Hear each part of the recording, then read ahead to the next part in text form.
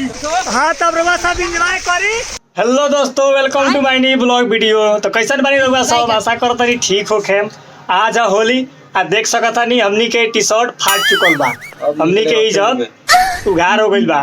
चलत तनी अब रंगा रंग जहाँ पे साउंड वगैरह डीजे बाजता और वो जी सब ये चलेला। तो लगातार हमारा ब्लॉग में बन रही कंटिन्यू। हम बिहार से नहीं बानी, ऐसा हमारे गाँव में होली मनेला। तो चली देखावा तनी, एकदम वीडियो के स्किप मत कर, मजा किरकिरा हो जाए। अब देख सकता नहीं यहाँ पे मोटर बांधल गइल बा और ओने पानी गइल बा जहाँ पे हमनी के होली के आई देखिए जी टी शर्ट फराता।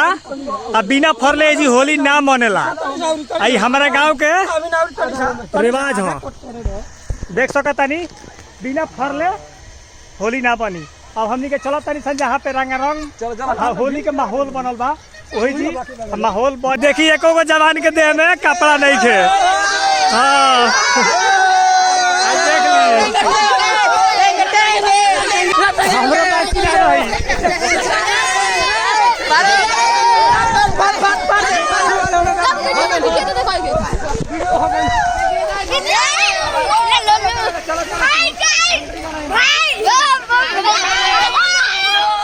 हाँ तब रउआ सब एंजॉय करी, हमारा वीडियो में लगातार बनल रही।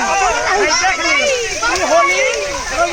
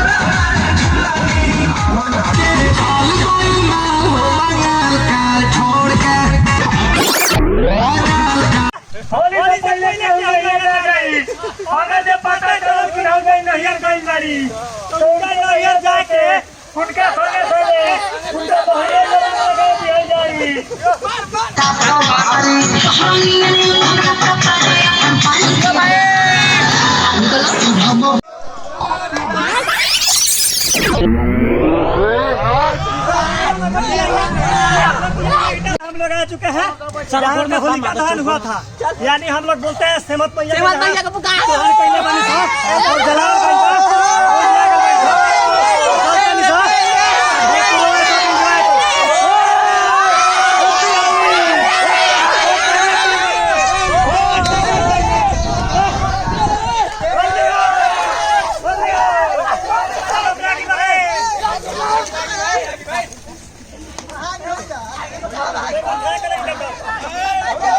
तो गाइस देखिए हम अपने गांव का पूरा एक चक्कर लगा लिए और जा रहे हैं फिर वहाँ पे जहाँ पे पानी हम लोग इकट्ठा किए हैं। तो आप लोग कंटिन्यू बने रहिए और चैनल को सब्सक्राइब नहीं किया सब्सक्राइब कर लीजिए और चलते हैं। देखिए सब लोग कितना दोस्त है मेरा।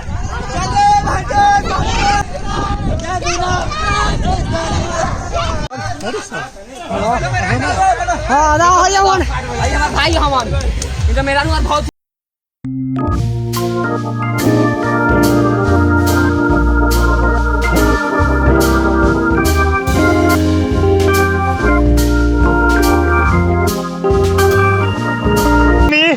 गाँव के भरबड़ कॉल ले बानी सन। अब चलते जतनी गाँव जवार के अगल बगल भी घूम ली सन इंजॉय करत रही रहू होली के। गला खसखसा गइल बा काहे से कि पूरा पानी में डांस गइल बा। तो लगातार बन रही पूरा गाँव एक चक्कर देखावत तनी। तो गाइस देख सकते हैं यहाँ पे एक आदमी ज़्यादा ड्रिंकिंग कर लिए हैं तो गिर गए हैं और छोटे छोटे बच्चे के सिवा यहाँ पे कोई नहीं है। नदी के किनारे हम लोग आए हुए हैं। कहाँ कहाँ पूछवा क्या बोलता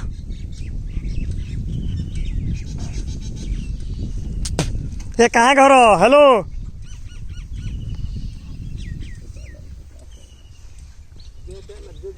सो गए हैं, ये आ गए हैं कपड़ा पहन के गांव में और अब अबीर का टाइम हो गया है। छोटे छोटे बच्चे खेल रहे हैं, एक दूसरे को अबीर लगा रहे हैं, कुछ बैठे भी हैं इधर। पूरे दिन होली खेलने के बाद शाम को मैं अपने आप को पहचानने से इनकार कर दिया, क्योंकि मेरे फेस पे इतना ज्यादा अबीर लग चुका था कि मैं पहचान ही नहीं पा रहा था। फिर दोस्त को भी देखे, उसके भी ऊपर पूरा अबीर लगा हुआ था, उसका भी फेस पूरा ढक गया था अबीर से।